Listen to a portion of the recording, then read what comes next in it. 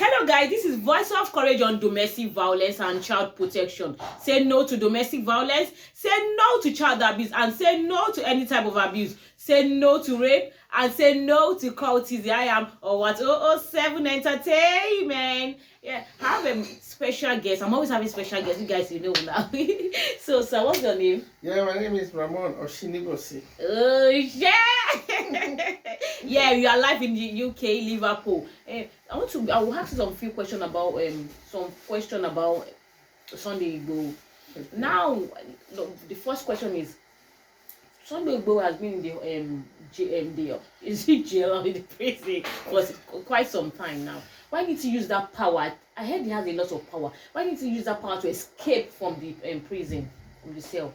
No, it can't. It can't. See, one thing about African power is that you don't use it the way people normally expect. There's some power that will not work if you're not in the right situation for it to work. So now, if you see when his house was invaded by more than 2,000 soldiers. They surrounded his house. The intention was them to capture or kill him, but he was able to escape. So how was he able to escape if he's not that powerful? So because they actually came here, shoot into the roof, destroy all his property. They went in, but they couldn't find him. They even thought he changed into a cat. They arrested the cat, took the cat to Abuja with the hope that he would turn back to human being. But that never happened. So there is African power. Then another thing is that African power is both spiritual and physical. So when he was caught in Benin Republic, he was about to travel. And he didn't do anything illegal because Nigeria is part of ECOWAS. So as an ECOWAS citizen, you have the right to travel to any West African country without a visa. So he moved into Nigeria, even though he knew they were looking for him then. But he moved into Benin Republic, was about to travel to Germany, which he has their permanent stay. So he wasn't breaking any law, but I think the issue was that Nigerian government has put out a warrant that they should arrest him. So, and he was arrested then.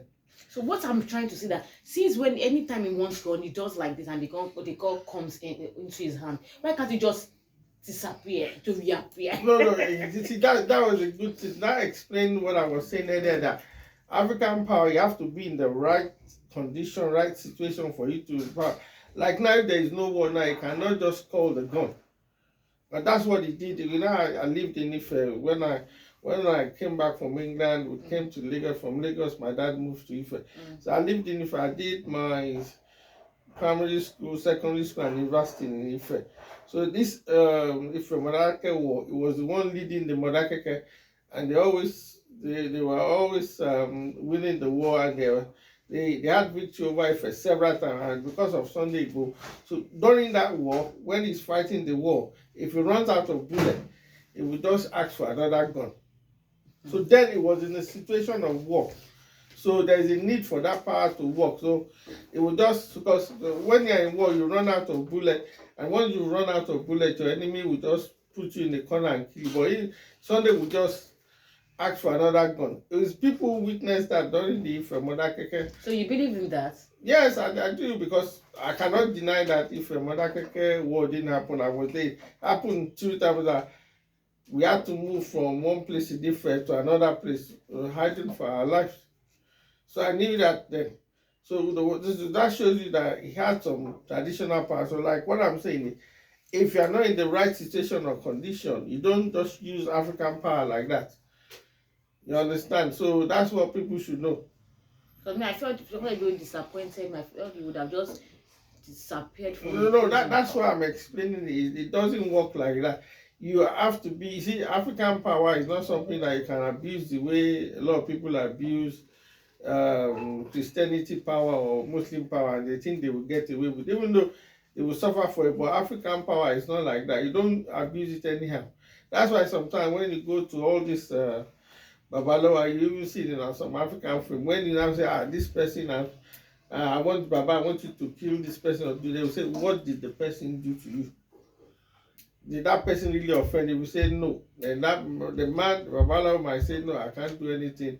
Or say, okay, what I would do is, I'll make sure that person offend you before we now do your stuff. You are talking as if you know this babalawo thing. I've never been No, involved in. no. I guess it's what I see and what I read, and what I read on about African tradition. Because you see, one thing about all these things, you need to know how they work before you can now start condemn. Just like you said, a lot of people say, if Sunday had power, why didn't he escape from Cotonou and all that stuff?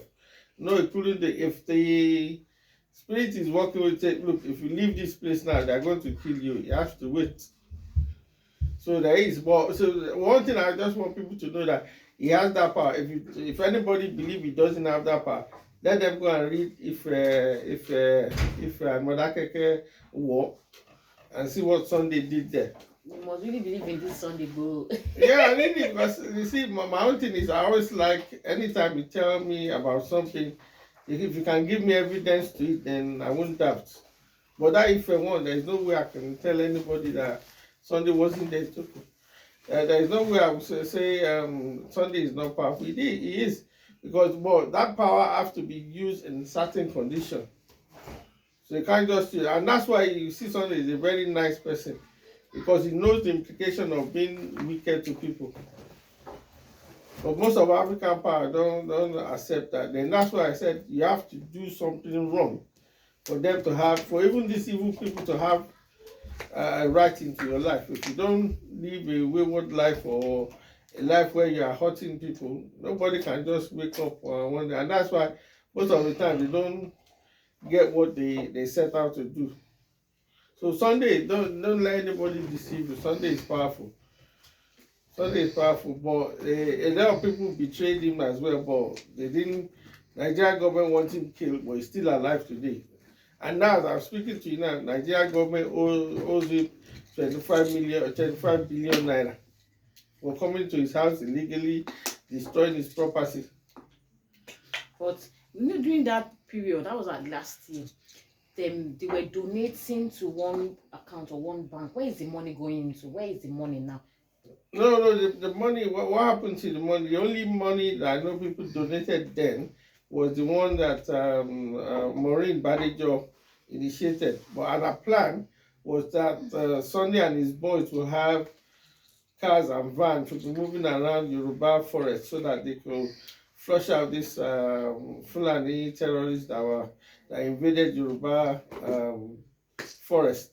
So she initiated that donation, and she was able to make some money. But according to Maureen, she said there was a lot of pressure from Nigeria that she should send the money. But what the guys in Nigeria were not aware of was that if you raise any money to GoFundMe, you can't. The GoFundMe will not release all that money to you.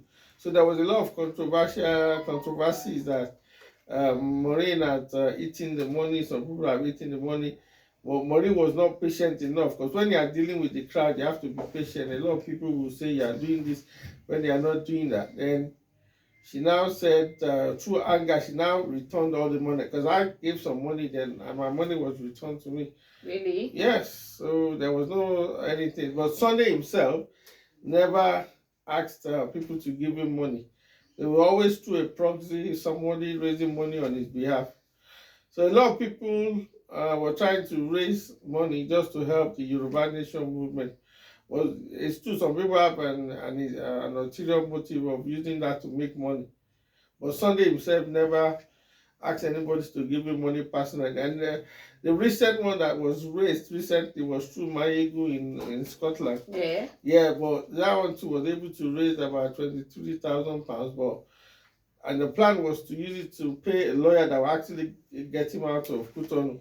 But as soon as I think Cotonou government realized that people are raising money towards that, and that's when they released Sunday.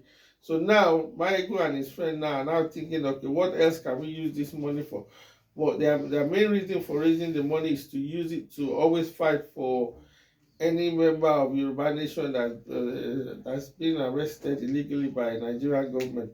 So that means they will get a competent, sound lawyer, take Nigerian government to court and fight them. Because that's what one of Sunday's lawyer did, to show the whole world that Nigerian government have done something wrong. As I'm speaking to you now, Nigerian government is unable to appeal that case because they actually deny that they don't know anybody who came to Sunday's house, but everybody know they are the one who ordered the police to come there.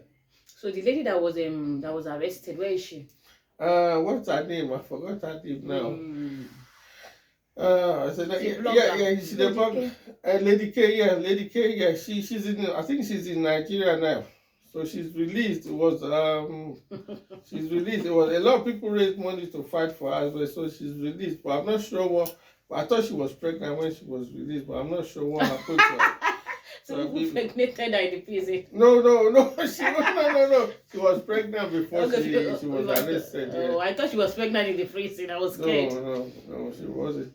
Wow. So even with the pregnancy, they arrested her. Yeah, they arrested. Wow. That's to show you the brutality of Nigerian government. They are not normal. I wish they could do the same thing they did to Sunday Igboho and his team. I wish they could do the same thing to all. But that's human rights violation. Yeah, that's what Nigerian government do now, because that's what they're supposed to do to all these Fulani headsmen. But because they are from their tribe, no, they are okay. But the Igbos, Yoruba, they come down hard on them. Up till now, for the past 7 years now, Buhari government have not arrested one single terrorist or put them on trial. But see how they attacked Kanu. They went into his family house, surrounded the place, killed a lot of people, but they couldn't get Kanu to escape. They did the same thing to Sunday Igboho because he's Yoruba, killed two guys. They've not even released the corpse of those guys now.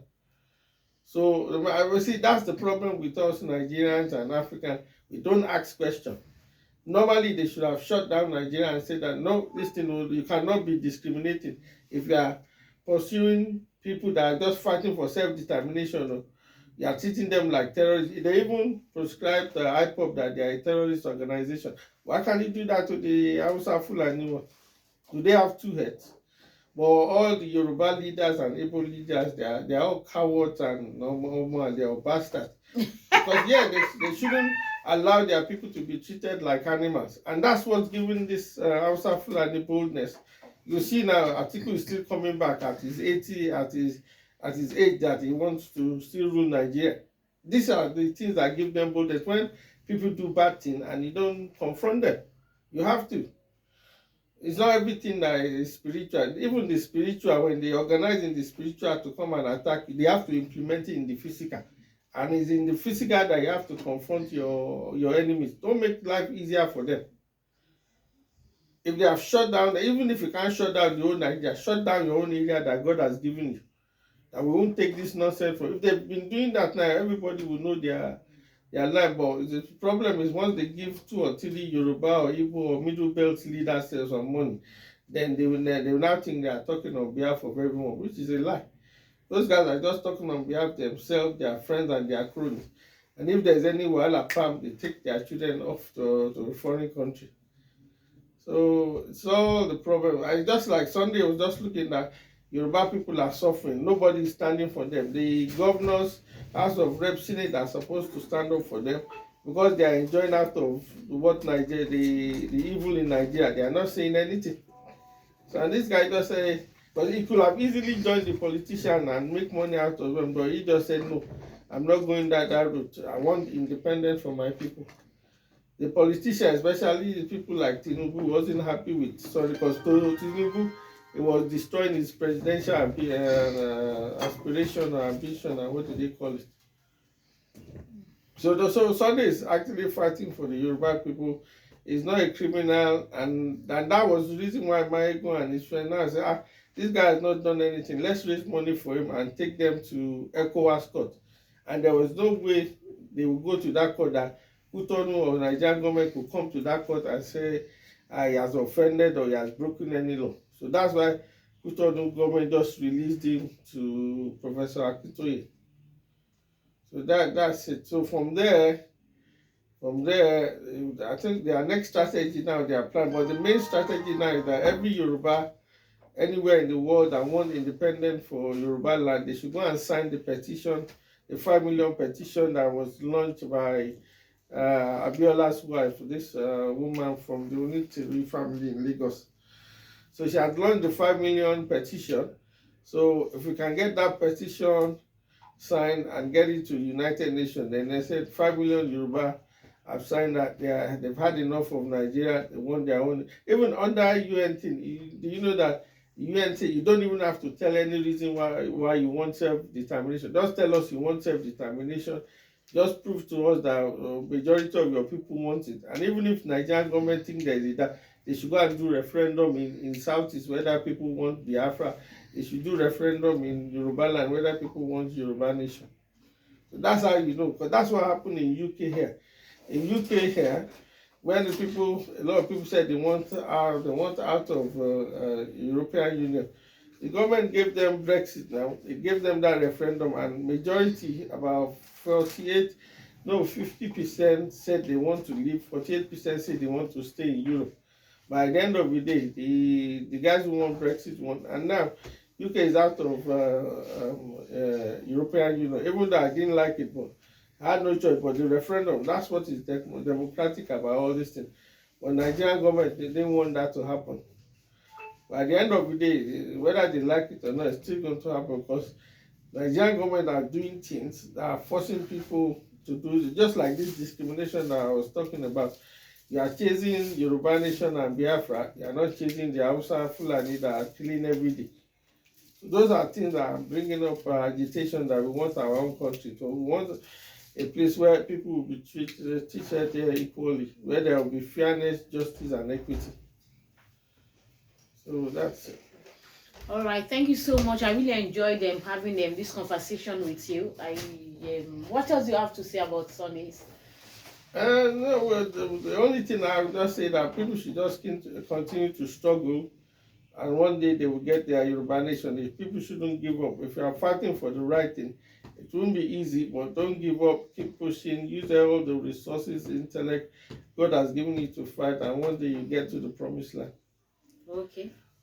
Thank you so much, sir, for having me. I hope next time I call you to come and then give a talk on this show, you would come. Definitely. I will. All right. I enjoyed it. Yes. Tell them to subscribe to my YouTube channel. Yeah, I would like everybody to subscribe to what's the name of the YouTube channel? Sarah Owatemi. Sarah Owatemi's YouTube channel to get more updates on current affairs, entertainment, and anything on anything illegal that people are doing, and learn how to actually fight for your rights. Did you get that? Just try and hit the like button. I remain Sarah Owatemi on Voice of Courage on Domestic Violence and Child Protection. Or what? 007 Entertainment. Bye. Bye. Bye bye.